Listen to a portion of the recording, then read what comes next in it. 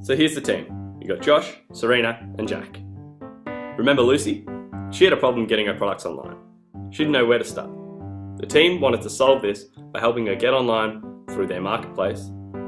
With this problem and solution in mind, off they went to BlueChilli, where they hit the ground running, interviewing both micro businesses and consumers. The team visited markets, online forums, Go and Grow online sessions, as well as their own networks to interview these two groups, reaching a total of 70 interviews in just over a week.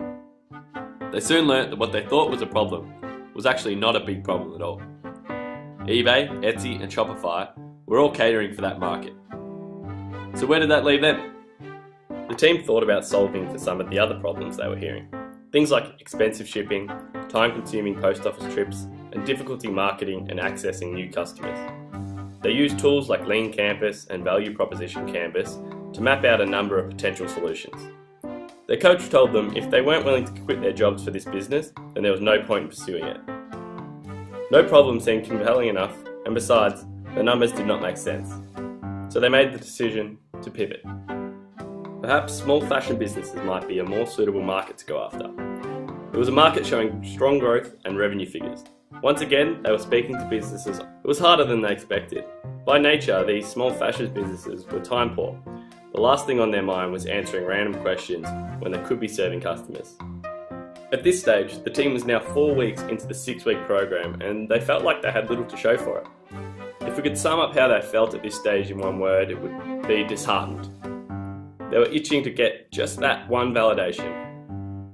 Of the small fashion businesses they managed to get a hold of, returns seemed to be a recurring theme.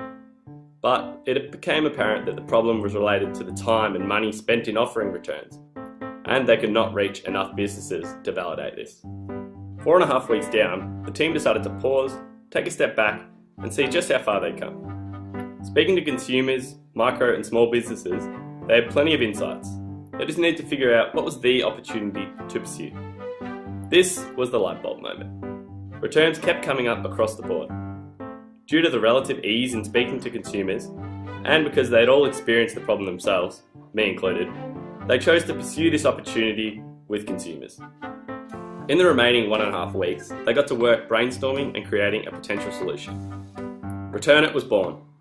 ReturnIt was created to take all the hassle out of returning an item. For a fee, they offered to pick up items, organise the return, package it and ship it. They ran some digital experiments testing their first value prop, keywords, images, content and more, using other startup founders for advice. The result? No sign-ups to the service. They designed a set of physical experiments, including going into post offices to test the drop-off, where people would leave their unpackaged items with ReturnIt. That was a success. This allowed them to further refine their solution, and BAM! Their first paying customer. In the space of a few days, they had multiple paying customers, some wanting to drop their items off at the post office to return, but most wanting ReturnIt to go to them. From the data collected, ReturnIt now had a good understanding of who their customer was and why they chose to use the service. What's next for ReturnIt? Continue looking at the consumer only, or consider the merchant as well? Currently, the ReturnIt solution has a high cost per acquisition, high cost to serve, and they still don't exactly know how big the market is. Let's just quickly summarise the returns ecosystem. Poor Aaron has ordered one too many Uber Eats and his new jeans don't fit. What the team knows is that Aaron has a few options.